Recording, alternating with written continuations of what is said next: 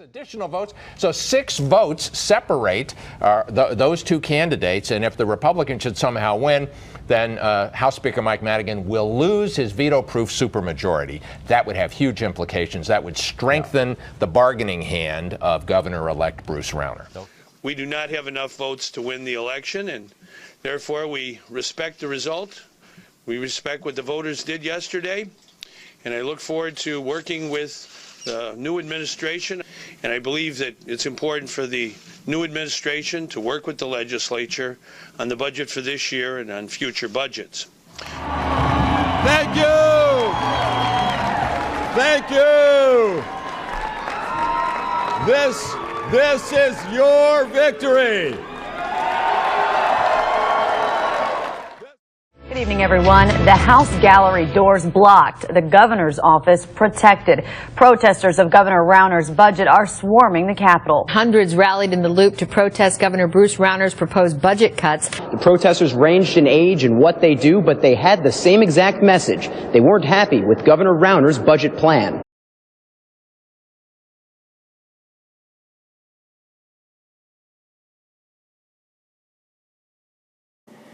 On January 12, 2015, Bruce Rauner was sworn in as Illinois' first Republican governor in more than a decade.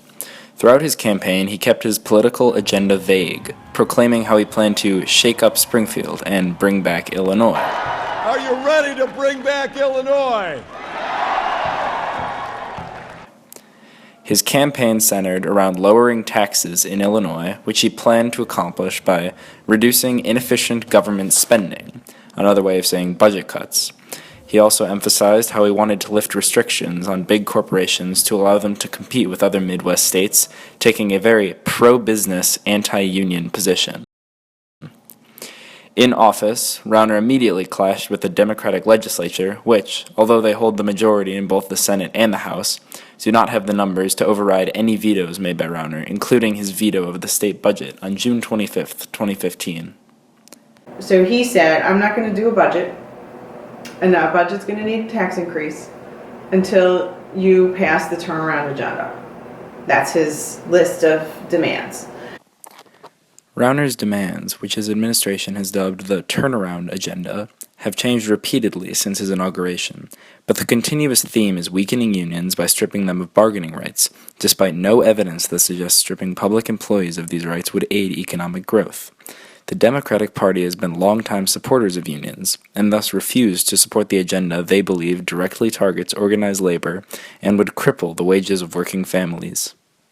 Rauner, Rauner, we say no! Right to work has got to go! Rauner, Rauner, we say no! Right to work has got to go! But instead of trying to persuade people about the merits of his case, he's holding the budget hostage instead. Jeez. You know, he's saying, oh, we don't have enough votes to do it the normal way, so instead I'm going to refuse to sign any budget of any kind. The vast differences between their political agendas have created a fierce standoff between Rauner and the Democratic legislature, with Rauner refusing to allow any budget to pass and the House and Senate refusing to oblige to his demands. Is the governor held hostage to budget making to help his wealthy friends and large corporations.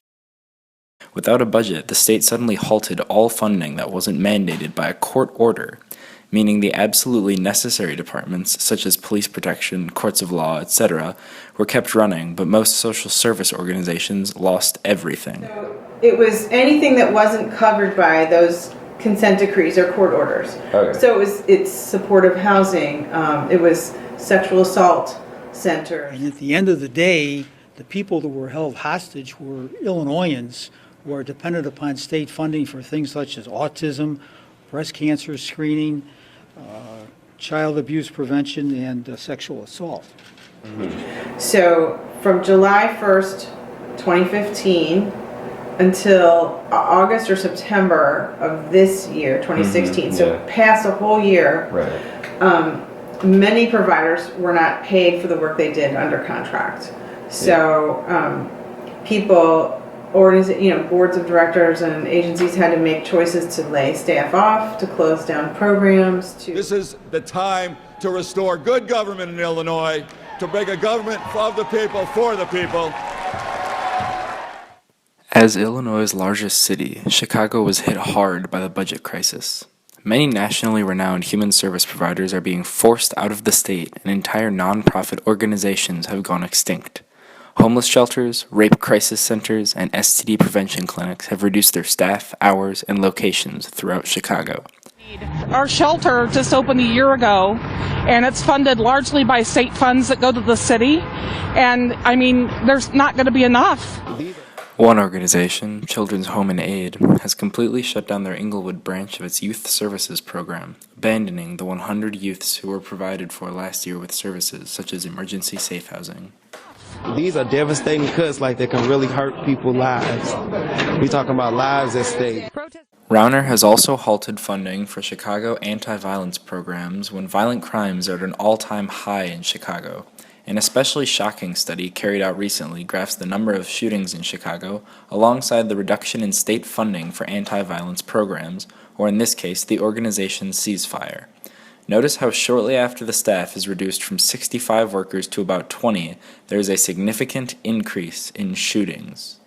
I don't think the day-to-day average person is aware of the politics that's going behind the increase in gun violence, because if you don't keep up, you wouldn't know that with the budget cuts and the lack of funding for ceasefire and other non-violence organizations, you wouldn't see the correlation. But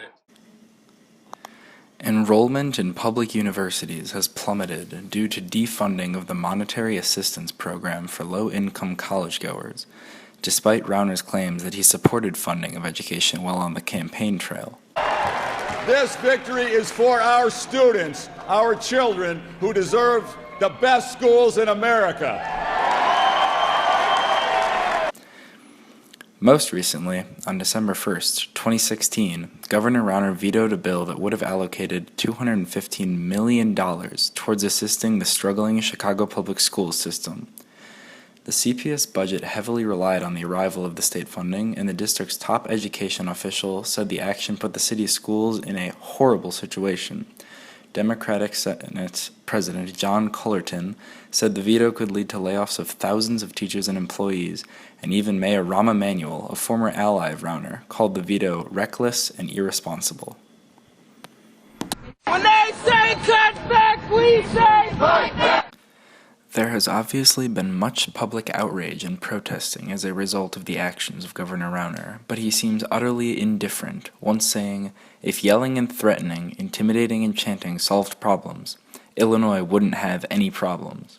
So how can change be brought about? They're going to have to stop this stuff. And the way they're going to have to stop it is if ordinary people say that's unacceptable. That's not an acceptable answer for me.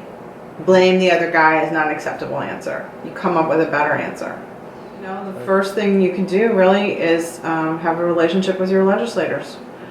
I think people feel sometimes like there's a mystique about our elected officials, and you maybe think I'm too nervous, or they wouldn't bother with me. I can't wine and dine them or whatever. Honestly, I was talking to a former legislator, and she said to me, if I got 10 calls on an issue, that was a lot of calls.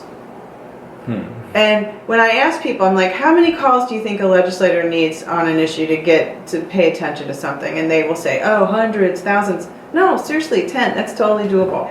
Right? The most fundamental thing people can do is actually go to the polls and vote.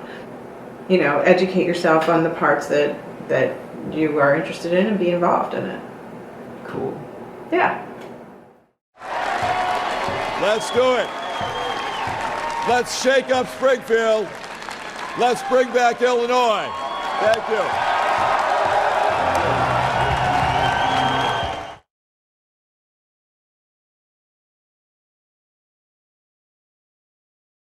Who cares? This is your government. And until people realize it's government of the people, by the people, for the people, it's not something that we have done to us. It is ours.